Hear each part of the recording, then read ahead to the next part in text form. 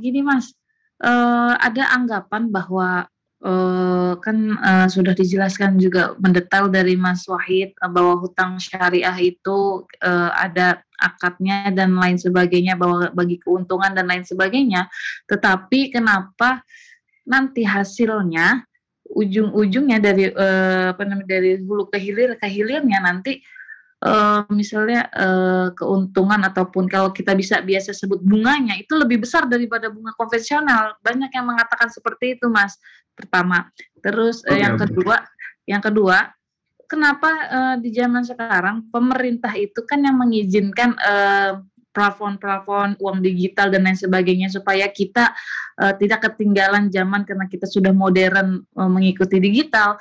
Kenapa sekarang kayaknya, disuguhkan mindset, jadi generasi hutang gitu, Mas. Permudah masyarakat kalau ada anggapan kalau kita Generasi nggak apa? ngutang nggak punya Generasi apa-apa apa? gitu. Mbak Anissa, sorry tadi terputus-putus. Generasi apa? Generasi piutang gitu, Mas, jadi generasi utang gitu Generasi, sekarang. oh iya, iya, iya. Oke, baik. Ya, Oke. kita kayaknya jadi di apa namanya, apa namanya, diharuskan jadi utang gitu, Mas. Soalnya saya kalau lihat misalnya saya salah satu orang yang, eee, alhamdulillah dari muda sampai sekarang saya sudah menikah dan punya anak, saya nggak pernah yang namanya nggak pernah punya utang ya ibaratnya gitu. Walaupun sampai di plafon kayak di letter-letter gitu, pay letter dan lain sebagainya, saya nggak pernah mau nyoba. Tapi kenapa semua diskon apa, itu tuh harus menggunakan letter-letter tersebut. Jadinya kita dipermudah tetapi jadi generasi hutang gitu, Mas. Terus, Ya, kayaknya kalau ada anggapan kalau tidak punya hutang, kalau kita nggak ngutang, kita nggak punya apa-apa gitu. Kayak misalnya ya, kalau kayak rumah KPR dan lain sebagainya. Itu gimana nih, Mas, buat mindset ke depannya buat anak-anak muda ataupun biar ya. kita terputus dari generasi utang ini, Ustaz. Makasih, Mas. Siap, siap. Manisa, Masya Allah, luar biasa nih pertanyaannya. Yang pertama terkait dengan fees tadi ya, terkait dengan feesnya bank syariah kenapa lebih tinggi daripada bank konvensional gitu ya. Kenapa kayak bunganya atau misalnya charge-nya gitu ya lebih tinggi daripada bank konvensional. Pertama yang harus kita pahami adalah bank syariah itu kan baru berdiri gitu ya. Ini mereka dalam tahapan baby lah, mereka masih dalam tahapan balita lah ya, baru beberapa puluh tahun berdirinya dibandingkan dengan bank konvensional. Impact-nya apa? Impact-nya adalah secara infrastruktur mereka masih sangat ini sekali, masih sangat terbatas sekali gitu ya. Contohnya kalau misalnya kita mau apa namanya transaksi di ATM deh kita lihat gitu ya. Kalau ATM bank konvensional sudah luar biasa, sudah banyak sekali gitu ya. Kedua, contohnya kita lihat lagi apa? Pernah nggak bandingkan antara platform mobile banking antara bank syariah dengan bank konvensional gitu ya. Jauh sekali gitu kan. Bank konvensional itu secara teknologi sudah sangat mapan sekali, sudah sangat mature gitu ya. Karena memang mereka berdirinya sudah ratusan tahun gitu ya. Sedangkan kita bank syariah itu baru beberapa puluh tahun. Sehingga dari sisi infrastruktur mereka kalah. Kedua, kita lihat dari sisi resiko gitu ya.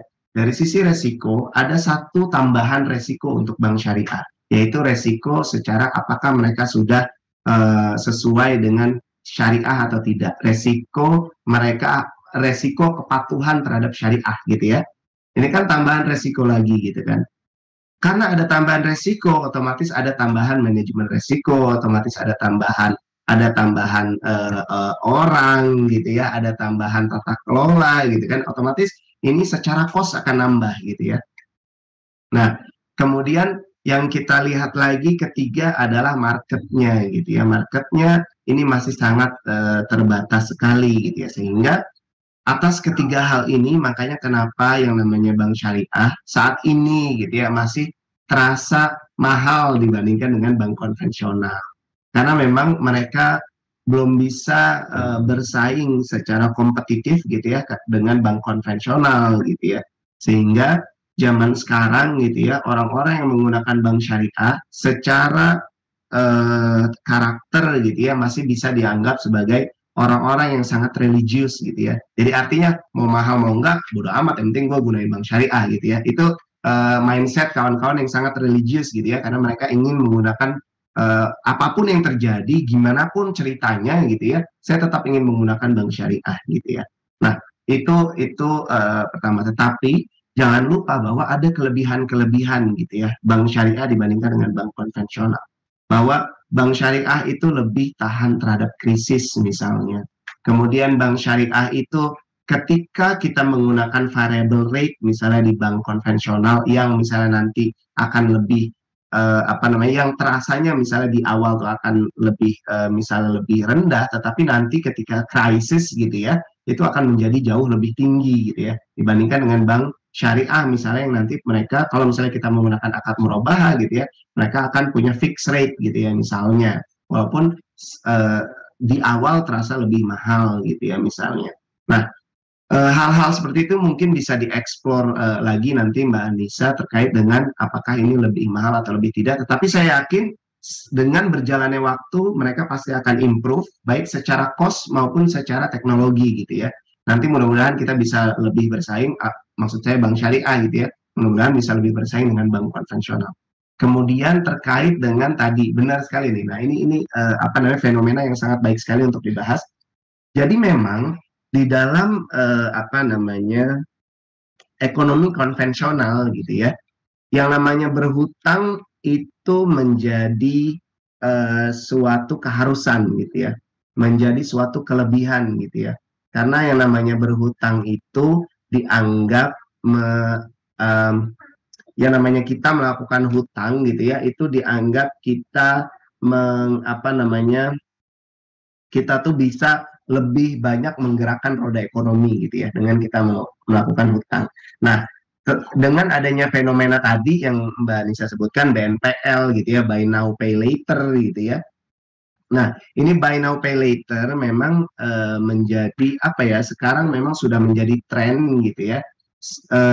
Pertama karena dari sisi ekonomi kita tuh memang di apa namanya didorong untuk berhutang gitu ya dalam sistem konvensional mulai dari apa namanya retailnya, mulai dari company-nya atau corporate-nya itu semuanya yang namanya hutang atau leverage gitu ya bahasa kerennya di dunia finance itu menjadi suatu hal yang wajib gitu ya di dalam ekonomi konvensional. Nah, berbeda sekali memang secara mindset gitu ya. Secara mindset di dalam ekonomi syariah atau dalam keuangan syariah kita tadi yang saya bilang ya, hutang itu pertama kita gunakan untuk berderma gitu ya. Jadi memang orang yang berhutang adalah orang yang sangat memerlukan. Artinya hutang itu menjadi jalan terakhir ketika kita tidak punya cara lain gitu ya. Ketika kita punya suatu kebutuhan yang sangat mendesak sekali, kita tidak punya cara lain, maka kita boleh berhutang. Karena memang Rasulullah pun pernah berhutang gitu ya. Tetapi itu memang jalan terakhir, jalan ketika kita sudah tidak punya apa namanya jalan lain gitu ya. Yang harus kita lakukan mindset di dalam Islam adalah aset. Jadi artinya ketika kita tidak boleh berhutang gitu ya, tetapi kita harus mengumpulkan aset-aset gitu ya dengan cara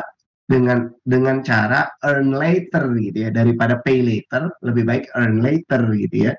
Earn later tuh artinya kita ambil atau kita mendapatkan pendapatannya nanti gitu ya. Jadi arti kita menabung untuk mendapatkan aset-aset gitu ya. Bukan dengan cara tadi berhutang gitu ya. Yang harus dilakukan seorang muslim atau yang harus dilakukan muslim ketika mereka mau mempunyai aset atau komoditas atau investasi itu adalah mereka harus menabung terlebih dahulu kemudian mereka membelikan aset gitu ya, bukan dengan cara berhutang. Memang ini dua mindset yang sangat penting sekali karena ketika kita melakukan hutang gitu ya secara sistem ekonomi ini sudah ini kan kita didorong gitu ya di dalam ekonomi konvensional kita didorong untuk melakukan hutang. Nah, tapi secara sistem ekonomi gitu ya yang menyebabkan kita berada dalam krisis dunia gitu ya, itu adalah salah satunya karena kita terlalu banyak berhutang. Nah, makanya kenapa sekarang gitu ya mereka butuh apa namanya alternatif apa namanya praktik-praktik alternatif gitu ya dari ekonomi konvensional, dari keuangan konvensional. Contohnya salah satunya adalah kita ini keuangan syariah gitu ya. karena mereka menghadapi praktek-praktek yang sangat tidak sehat gitu ya.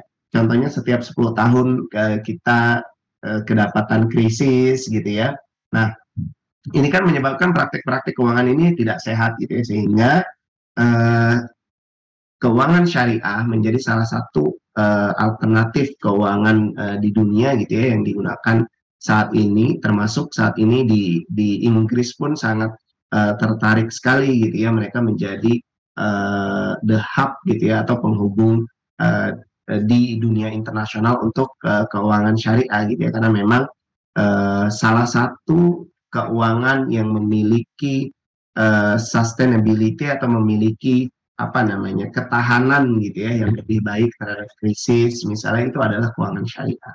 Oleh karena itu mereka mulai menerapkan gitu ya yang namanya keuangan syariah itu di Inggris gitu ya.